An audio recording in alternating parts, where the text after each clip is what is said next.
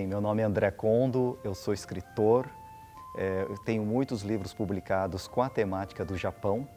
Recentemente eu fui ao Japão a convite do governo do Japão, recebendo a bolsa Gaimusho Kenshusei, onde eu tive a oportunidade de conhecer a família imperial. Foi uma das maiores honras da minha vida.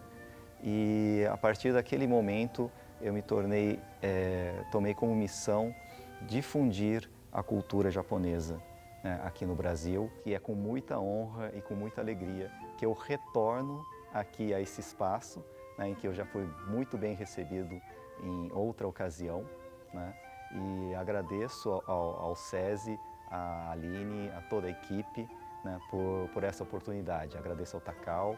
Vamos lá, que eu estou muito ansioso para falar um pouco desse livro maravilhoso que a gente fez em parceria com o meu ídolo, Maurício de Souza, né, uma edição da querida editora JBC e da Maurício de Souza Editora. Falar desse livro é a realização de um sonho de criança, porque eu sempre quis ser escritor desde criança, né? Sempre tive esse sonho. E óbvio, assim como muitas pessoas, Maurício de Souza, né, é um ídolo. E a Turma da Mônica fez parte da infância de tantas e tantas pessoas, inclusive da minha. Eu me lembro que eu escrevi uma história, né, pensando, eu vou mandar uma história para o Maurício para ver se eu consigo que ele aproveite, né, numa das historinhas. E óbvio que eu não mandei a carta, né? É coisa de criança, você acredita, no final das contas você pensa, ah, não vai acontecer. Só que muitos e muitos anos depois, eu recebi um convite da JBC, né? O Maurício Del Greco, o Ed e todo o pessoal lá me ligou e falou, olha, vem aqui na editora, eu tenho uma novidade, acho que você vai gostar. Eu já tinha publicado um livro pela JBC, um livro chamado Contos do Sol Nascente, né?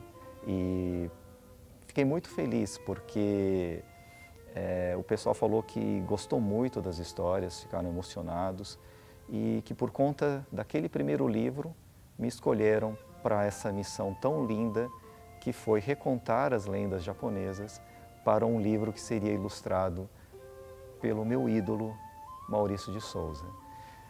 Então, quando eu olho para esse livro, ele sempre me acompanha, eu deixo sempre à vista como um lembrete, né, de que os sonhos são possíveis, certo? E, sobretudo, uma coisa que é muito importante é o fato de que a gente nunca pode se esquecer daquilo que a gente mais amava quando era criança, daquilo que fazia nossos olhos brilharem. Esse é o sonho que todo adulto deveria resgatar e tentar realizá-lo, né? Pelo menos em um momento de suas vidas. Talvez nem todos os sonhos se realizem, mas eu acho que todo mundo merece, pelo menos, uma chance de tentar fazer com que esse sonho se realize. Então esse é o meu sonho realizado, que se chama Lendas Japonesas. Bem, eu vou contar para vocês a história de Momotaro.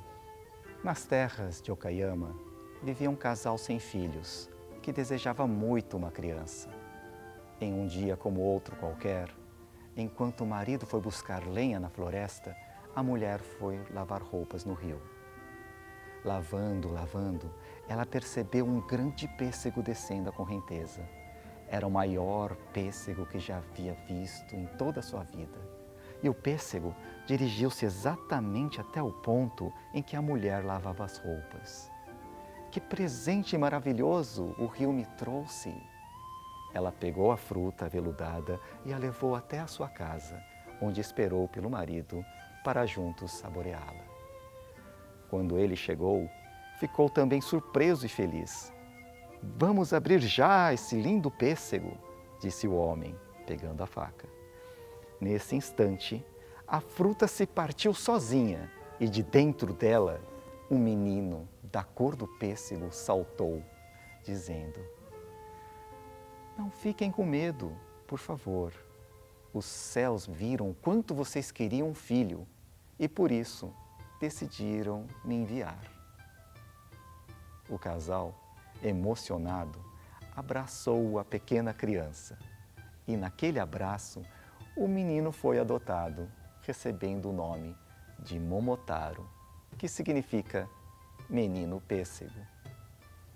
Foram tempos de muita alegria entre pais e filho, só interrompidos quando alguns onis, criaturas de uma distante ilha, vinham saquear o povoado. Era terrível. Nem os pobres eram poupados dos roubos. Quando Momotaro cresceu e ficou um pouco mais forte, decidiu ir até a ilha dos onis para acabar com aquele sofrimento. Os pais ficaram com medo e não queriam que o filho fosse até lá. Mas Momotaro disse que queria ir, em agradecimento por ter sido tão amado durante todos aqueles anos.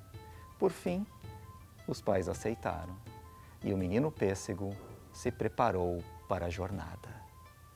Meu filho, use essa espada e armadura que todos nós do povoado conseguimos comprar, juntando o que nos restou dos saques dos onis, disse o pai, orgulhoso.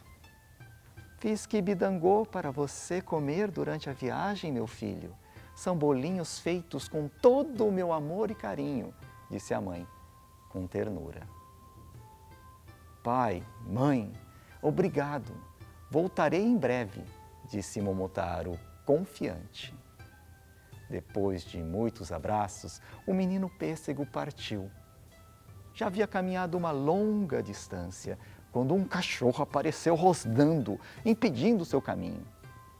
Momotaro disse, Oi, cachorro, quer kibidangô? Vamos ser amigos? O cachorro sentiu o cheiro delicioso dos bolinhos feitos pela mãe de Momotaro. Não poderia haver coisa melhor, porque ali estava a mão do amor. Então, abanou o rabo e aceitou o presente. Cachorro, estou indo para a ilha dos onis para que ninguém mais seja atacado por eles. Au, au, latiu o cãozinho, balançando a cabeça para confirmar que iria com o seu novo amigo. Momotaro ficou feliz e logo eram 2 amigos a caminho da ilha dos onis.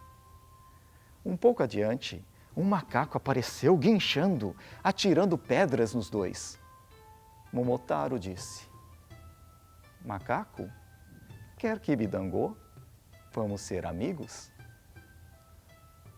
Mais uma vez, o delicioso bolinho fez a sua mágica e logo eram 3 amigos a caminho da ilha dos onis. E uma vez mais, outro animal os atacou logo adiante, um fazão que os bicava do alto, dando voos rasantes. Fazão, quer kibidangô? Vamos ser amigos? E logo eram 4 amigos a caminho da ilha dos onis. Ao chegarem à praia, começaram a construir um barco. Sozinho teria sido muito difícil para Momotaro construir a jangada, mas com amigos foi até bem fácil. Cada um tinha sua habilidade. O macaco ajudava a arrastar os troncos secos caídos com Momotaro. O cachorro cortava os cipós com os dentes e o fazão, voando, amarrava as toras. Trabalho em equipe bem feito, partiram, finalmente, para a ilha dos onis. Desembarcando na ilha sinistra, nada temeram, porque estavam juntos e tinham um plano infalível. A fortaleza era enorme, mas não podia impedir o voo de um pássaro. O fazão entrou facilmente e com seu bico acionou o mecanismo que abria o gigantesco portão. O macaco entrou primeiro, causando grande bagunça com a sua habilidade de fazer macaquices, saltando de um lado para o outro. Em seguida, aproveitando-se da confusão, surgiu o cachorro, mordendo as canelas dos inimigos. Por fim, Lá estava Momotaro, dominando o líder dos Onis caído ao chão. Nenhum demônio jamais havia imaginado que a fortaleza seria invadida. Por isso, ficaram sem reação. Momotaro e seus amigos venceram. Sentindo-se humilhados, os Onis choraram. Momotaro os consolou, dando alguns bolinhos que havia guardado para emergências como aquela. Acharam aquilo tão gostoso que sorriram. Então, Momotaro tirou do bolso um papel que sua mãe havia lhe dado. Nele havia a receita do delicioso quibe-dangô. O menino pêssego ensinou os Onis a fazerem os próprios bolinhos. E eles aprenderam que era mais gostoso fazer quibe-dangôs do que roubar. Foi assim que Momotaro e seus bravos amigos retornaram triunfantes. Todas as mercadorias roubadas foram devolvidas aos seus donos, que, em sinal de gratidão, deram muitos presentes para Momotaro e seus pais, sem se esquecerem dos destemidos animais. Nunca mais os Onis voltaram para saquear as pessoas, porque na ilha já havia tudo o que desejavam. Afinal, não há nada melhor do que fazer algo tão bom quanto quibe-dangôs com as próprias mãos. Bem, essa é a história de Momotaro que me emociona muito, porque me lembra a minha mãe contando e cantando a música de Momotaro, né? Quando eu reescrevi essa história, eu pensei em várias coisas, né? Mas, sobretudo, quando eu vi as várias versões, eu observava que os Onis eram derrotados e que ficava por isso mesmo, né? Não havia uma espécie de redenção, né? Eu digo assim, que todos falam que quando a gente conta, né, um conto, a gente aumenta um ponto. Então, nessa história em particular, eu queria mostrar, né, que os Onis também tiveram essa possibilidade de melhorar, né, ao descobrirem que é possível fazer com as próprias mãos algo bom. E essa bondade os redimiu, porque não há nada melhor do que fazer algo bom. Não importa o que seja, sendo bom, aquilo vai mudar a vida de qualquer pessoa. Em um distante vilarejo vivia um garoto chamado Saburo, que ganhou o apelido de Bobo. Bobo Saburo. Não era um apelido legal, nem um pouco. Mas o que ele podia fazer? Aliás, de fazer as coisas, ele sabia mesmo pouco. Porque Saburo só sabia fazer a última coisa que lhe diziam para ser feita. E lá vinha o pai pedir algo. Saburo, hoje preciso que você vá até a nossa plantação. Por favor, arranque as batatas e espalhe todas pelo chão para secarem ao sol.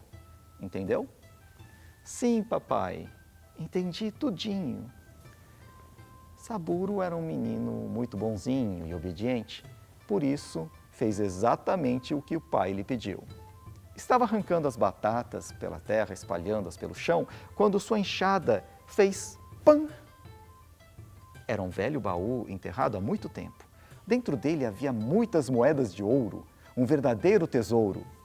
O que Saburo deveria fazer com elas? Saburo pensou e só se lembrou das últimas palavras do pai. Espalhe tudinho pelo chão.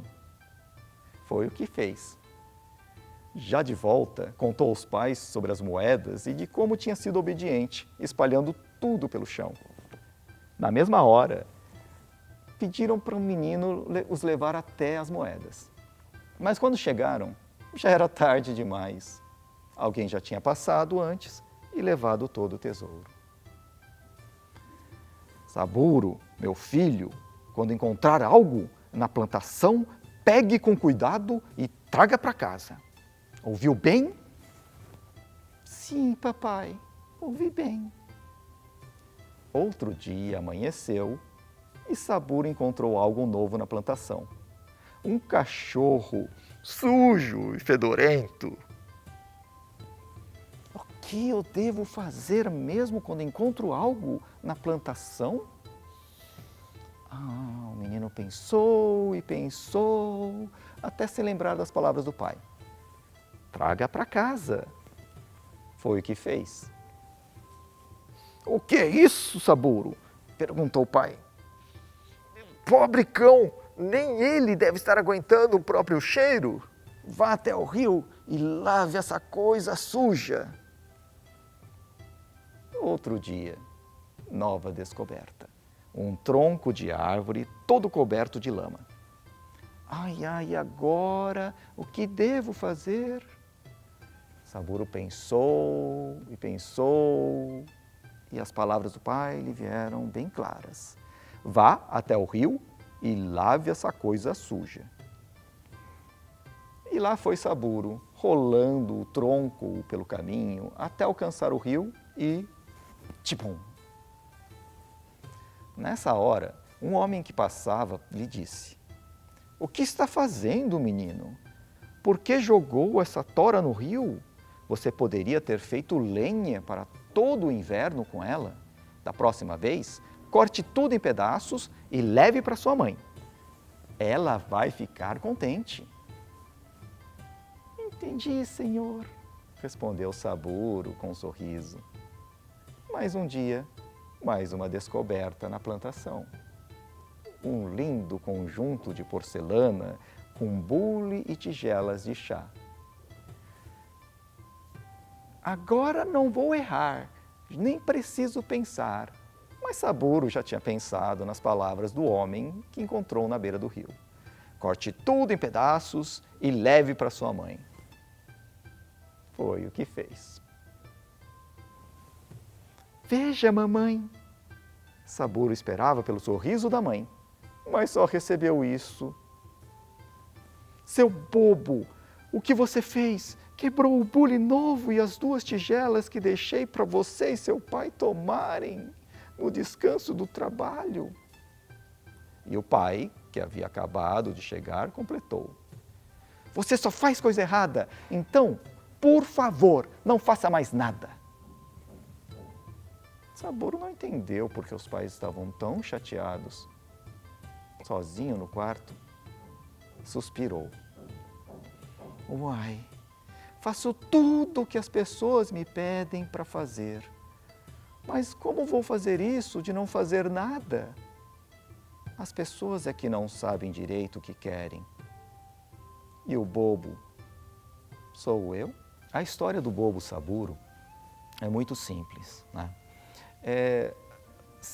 Na sociedade, a gente sempre tem algumas regras, né? E às vezes, algumas pessoas, elas pedem para que a gente faça algo, né? Que possa parecer, de acordo com as regras da sociedade, né? Algo correto. Mas, cada ação que a gente faz, a gente tem que refletir também, né? No que ela vai acarretar. Por exemplo, quando a gente segue mesmo uma regra, sabendo que aquilo pode magoar uma outra pessoa, será que a gente deve, né, seguir estritamente o que está ali? Ou a gente deve pensar no outro primeiro, pensar no bem-estar do próximo, né? Então essa é a história, sempre refletir sobre as nossas ações para que a gente possa fazer algo bom, não apenas para nós mesmos, mas também para os outros. E é isso. Bem, eu vou contar agora para vocês a história do coelho da lua. Lá, bem do alto do céu, o sábio da lua olhou para a terra em busca de algo muito precioso: a generosidade. Esse tesouro só é encontrado nos corações mais bondosos. Mas então, como encontrá-lo, se não é possível enxergar o que bate escondido e quietinho dentro do peito? Quando se perguntava isso, O sábio da lua encontrou em uma floresta um grupo de amigos ao redor de uma fogueira. Ficou animado, porque a generosidade é algo que os amigos sempre carregam. Mas quem dentre eles seria o mais generoso? O coelho? A raposa? Ou o macaco? Para descobrir, teve uma ideia tão brilhante quanto a lua naquela noite. Disfarçou-se de mendigo faminto e desceu para junto dos 3 amigos. Tremendo e com as mãos na barriga, choramingou. Ai, que fome! Que fome! Estou morrendo de fome. Por favor, alguém me daria um pouquinho de comida? Os 3 amigos disseram tristonhos. Ah, pobrezinho, vamos ajudar. Não se preocupe, já já irá comer algo. E saíram os 3 pela mata para encontrar comida. O primeiro a voltar foi o ágil macaco, cheio de frutas gostosas. Em seguida, chegou a raposa, que com sua esperteza deu um jeito de pescar um peixe bem saboroso. Por fim, voltou o coelho, de patinhas vazias, sem nada, nadinha. Muito triste, o felpudo bichinho lamentou. Desculpe, meu pobre senhor, quero muito ajudá-lo, mas não consegui nada agora. De qualquer forma, consegui trocar por alimento a minha toca, que foi construída pelos meus queridos pais. Se puder esperar mais um pouquinho, um novo dono da minha antiga casa chegará aqui com a comida. Comovido, o falso mendigo abraçou o coelhinho, voltando à sua verdadeira forma. O sábio da lua, então, declarou: Meu bom coelho, você é a criatura mais generosa que eu encontrei em toda a minha longa vida. Abrindo mão de seu próprio lar para me ajudar, os amigos concordaram chorosos e foram abraçar o coelhinho também. E o sábio continuou: Como você não tem mais casa para morar, e por ser o mais generoso de todos, eu o levarei comigo até a lua, onde poderá viver com conforto, sem nunca mais precisar trabalhar. O coelho ficou muito feliz e aceitou o convite, mas não queria ficar sem fazer nada no céu. Lá do alto, ele poderia ver tudo aqui na terra. Por isso, pediu permissão para fazer bolinhos de arroz recheados com feijão azuki, para todos os que tivessem fome no mundo. Assim foi feito, e nas noites mais claras pode-se ver, na lua, o bondoso coelho preparando bolinhos aos que sonham com um prato de comida. Essa história do coelho da lua, né? Assim como todo o livro, a gente pensou muito em várias coisas que estavam, né, em cada história. E em comum acordo assim, com os editores também, a gente trabalhou junto muito, né, nessa questão, porque quando a gente trabalha um livro para criança, a gente tem que ter um cuidado ainda maior, né? O escritor, ele tem uma responsabilidade, né, de passar em seus escritos, né, algo que seja bom, né? Na verdade, eu peço até desculpas, né, falando isso, porque não é a função da literatura, né, não é passar uma lição de moral, né, digamos assim. Eu gostaria de corrigir, na verdade, é isso o que eu busco como escritor. Cada escritor tem o seu caminho, né, tem os seus temas, tem o seu estilo, né, principalmente, mas o meu por uma série de coisas que aconteceram na minha vida, eu fiz uma promessa para mim de tentar passar por meio da minha escrita tudo aquilo que eu recebi de bom em minha vida, né? Então, esse cuidado permeou cada parágrafo desse livro.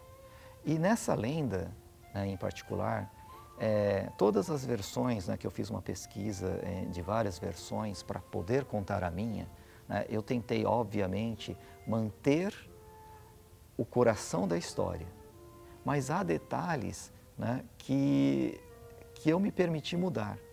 Porque, por exemplo, isso foi apontado pelos editores, que na história o coelho, né, ele se oferece, na verdade, como alimento, né? A história, a versão mais conhecida, o coelho se oferece para saltar na fogueira para que o mendigo pudesse comer a sua carne.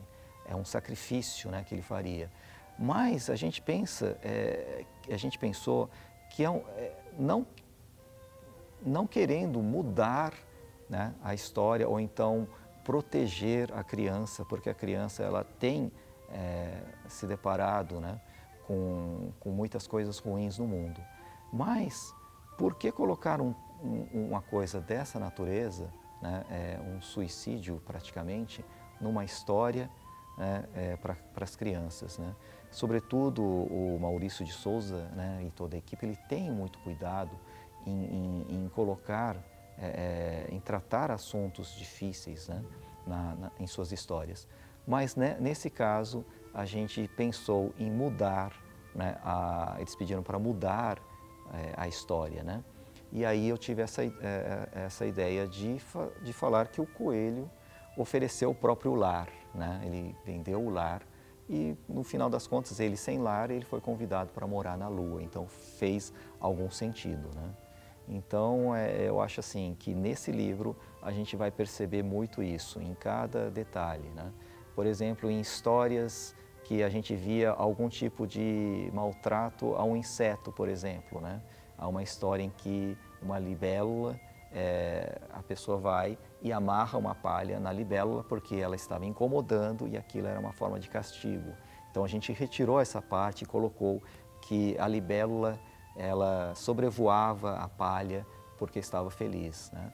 Porque todo tipo, é engraçado, quando a gente faz alguma história, né, a gente tem que pensar, mesmo no momento histórico em que ela foi escrita também, né? Uma coisa que eu percebo também, né, nas histórias, sobretudo nas lendas ou nas fábulas, ou enfim, as histórias mais antigas. A gente percebe, por exemplo, a mulher sempre numa situação de ser salva, digamos assim, né? E aí, no livro, a gente também colocou uma personagem muito forte, que se chama Tocoio, né? Que é a heroína, ela salva o próprio pai, né? E isso não tem, eu acho que é perfeito para uma personagem como a Mônica, né? Uma menina forte, uma menina, né, valente, né? Então é isso que eu também tentei colocar, né, no livro, escolhendo a história de Tocoio, né, para mostrar o protagonismo feminino, né, a força da mulher. E também em alguns detalhes, né? Por exemplo, tem uma lenda que se chama Hachikazuki, né? Nessa lenda também, eu pensei, né, no caso, né, que todas as versões elas falavam que, primeiro começava, né, essa lenda de Hachikazuki é a lenda, né, de uma filha que perde a mãe, e a mãe, para proteger a filha, ela lhe dá, né, uma grande tigela para cobrir o seu rosto, porque ela é muito bonita, né? E aquilo, naquele ato, em muitas versões, ela diz que aquilo é para proteger, né, para protegê-la dos olhares, né? Então, essa questão também, eu acho que a gente tentou mudar um pouco disso, né? Que não é a forma como a mulher se apresenta, né, que deveria oferecer ou não uma proteção, né? Eu acho que a mulher ela tem esse direito, né, de se mostrar né, da forma como se sentir confortável ao mundo, certo? E uma coisa muito importante nessa história, né, é que em várias versões a gente sempre percebia que ou era o príncipe ou era o filho do senhor feudal, né? Ele sempre se apaixonava pela Hatshepsut no momento em que ele conseguia vislumbrar, né, um pouco da beleza dela, certo, do rosto dela em algum momento. E isso também eu acho assim, é estranho a gente perceber assim, então o valor, no caso assim, de uma pessoa valorizar a outra apenas pela beleza, né? Então isso também pensamos em mudar e aí eu coloco, né, que o filho do senhor feudal se apaixona pela Hatshepsut não por causa da beleza, mas por quem ela era, pelos valores que ela carregava, por ser uma mulher trabalhadora, por ser uma mulher que sabia executar as coisas, que tinha paixão pela vida, né? Então, esse foi o motivo, certo?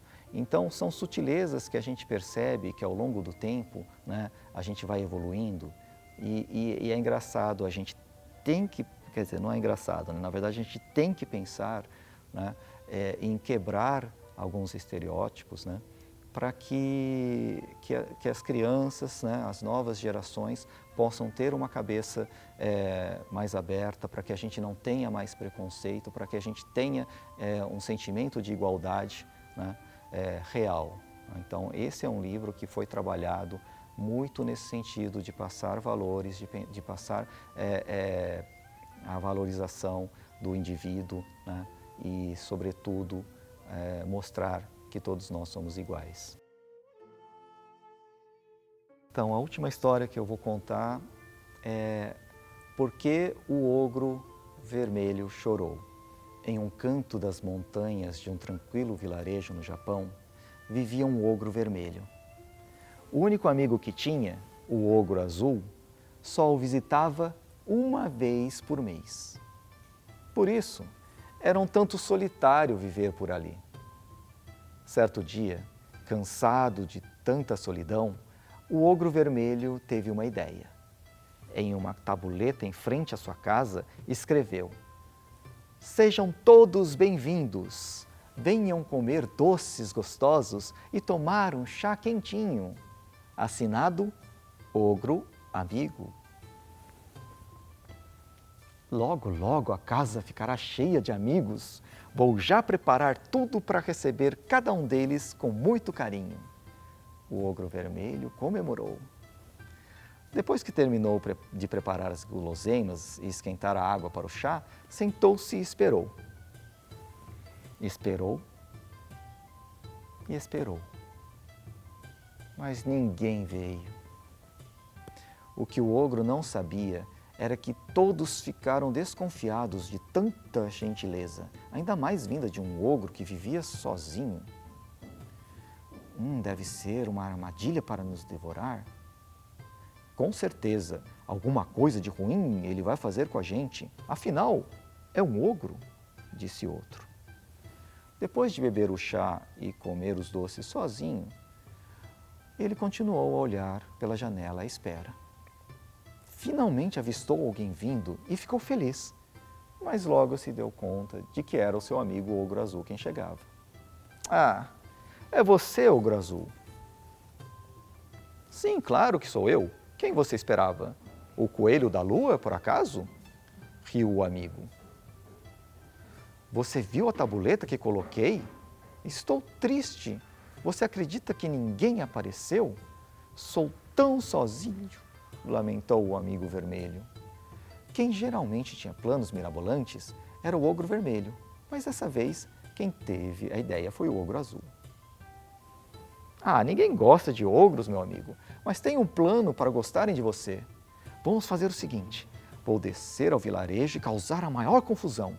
Vou quebrar tudo que encontrar e assustar todo mundo. Aí, quando todos estiverem bem assustados, você aparece e finge que me dá uma surra.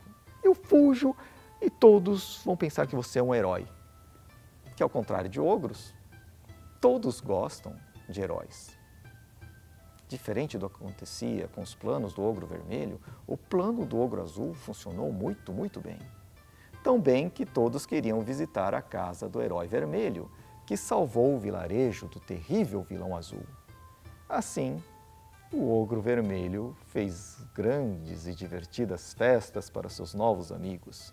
Estava muito feliz, tão feliz que nem percebeu que já fazia alguns meses que seu amigo, o ogro azul, não aparecia. Só depois de quase um ano sentiu a sua falta. Puxa, onde andará aquele bobão azulado? O ogro vermelho se deu conta de que nunca havia visitado o ogro azul. Era sempre ele quem recebia a visita. Ah, como faço para visitá-lo? Pensou. Então, lembrou-se de que certa vez o ogro azul havia escrito o endereço dele em um pedaço de papel. Amigo ogro vermelho, sempre que quiser, venha me visitar. A minha casa fica na quinta montanha, depois da curva do terceiro rio a oeste, ao lado do bosque dos pinheiros cantantes. Além das instruções, havia um mapa bem detalhado. Com certeza o ogro azul queria muito que o amigo visitasse. E finalmente, o ogro vermelho fez isso. Depois de uma longa viagem, ao chegar à casa do ogro azul, só encontrou um bilhete pregado na porta. Querido ogro vermelho, não sei se algum dia virá aqui, mas se vier, não quero que fique me esperando, assim como esperei pela sua visita por tanto tempo. Peço desculpas por não ter ido mais à sua casa. É que quando fui da última vez, havia muitos moradores do vilarejo em festa com você. Se eles me vissem, iriam fugir e sua casa ficaria vazia de novo. Percebi que poderíamos mais ser vistos juntos. Como não tinha mais você para visitar, fiquei muito triste. Então, fui em busca de um novo amigo para não ter que ficar sozinho todo o tempo. Muito obrigado por todos os anos em que me recebeu em sua casa. Foi sempre muito bom. Seja feliz. Do seu sempre amigo, mesmo que distante, o ogro azul. O ogro vermelho percebeu que nunca esteve sozinho afinal, porque sempre teve um bom amigo que o visitava, mesmo morando tão longe. E por morar tão longe é que ele só conseguia visitá-lo uma vez por mês. Como não percebi que tinha um amigo tão bom? Como pude ser tão egoísta e nunca ter visto que o ogro azul também esperava por uma visita em sua casa, como eu? Lamentou o ogro vermelho. Sentiu muita saudade do velho amigo. E foi por isso que o ogro vermelho chorou. Bem, essa história dos amigos, né? Eu escolhi essa história, né? Ainda mais quando a gente pensa no momento em que a gente está vivendo, né? De isolamento social, né? De solidão, né? Enfim, os tempos muito difíceis. E eu escolhi essa história porque me causou uma reflexão muito grande, né? Porque a história, na verdade, ela não se desenrola dessa forma, né? No final das contas, não tem essa reflexão do ogro vermelho, né? Que ele fala, que ele se dá conta de que o amigo também sentia solidão, né? E que queria as mesmas coisas que ele, certo? Mas aí foi introduzido isso na história, mas o principal que eu percebo nisso é que tantas vezes, né, nas nossas vidas, a gente pensa sempre no que nós estamos sentindo apenas, né? Sem pensar no outro, né? No que o outro está sentindo. Então, eu percebo muitas vezes que as pessoas brigam, né, porque não compreendem o outro, porque não sabem como a outra pessoa se sente, né? Então, quando a gente tem esse exercício de nos colocar no lugar do outro para tentar entender, né, como essa pessoa vê a situação, como ela está se sentindo, né, quando a gente tem essa empatia, né, de sentir o que o outro sente, né, eu acho que a gente tem essa nova visão, né, de abraçar essa pessoa, né, porque a partir daquele momento que a gente compreende, né, a gente se sente mais próximo, né, do outro. Então, esse é o exercício assim, que eu percebo nessa história, né? Pensando no outro, né, enxergando o outro, é que a gente consegue nos enxergar também, né? E no final das contas a gente percebe que todos nós somos iguais e que todos nós só queremos coisas simples, né? E que todos nós só queremos ser felizes, né? E essa felicidade só vem com o amor. E é isso, gente. Muito obrigado. Bem, meu nome é André Kondo, eu sou escritor, estou muito feliz de participar do Geek Matsuri em sua versão online, mas não acabou, gente. Vai ter muita coisa boa ainda, então acompanhem aqui a programação no link que vai aparecer aqui, tá? E vamos aí participar desse momento tão divertido que é esse Geek Matsuri. Muito obrigado, gente.